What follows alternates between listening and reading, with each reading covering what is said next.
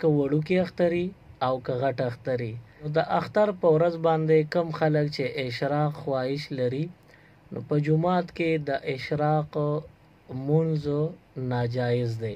د اختر مونځ چې وشي نو د دې نه بعد چې نارینه کورونو ته راشي نو د زنانو او د نارینو په کورونو کې اشراق یا نور نوافل وغیره پکېدو کېږي او جایزي او ثواب یې وي.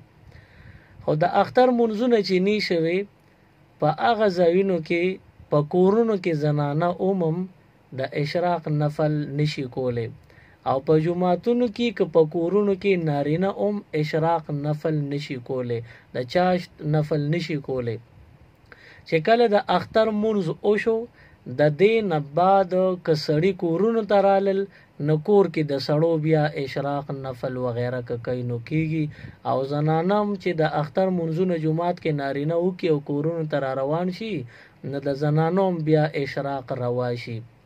یو بنده وایي چې یاره زه به ټوله ورځ نن جومات کې یم د اختر ورځ به تېروم، ټوله ورځ جومات کې تېری نو تر د ماسپښین زواله پورې یعنی ماسپښین ټیم داخلېدو پورې د دغه اشراق چاشت نوافل وغیره دا ناجایز دي.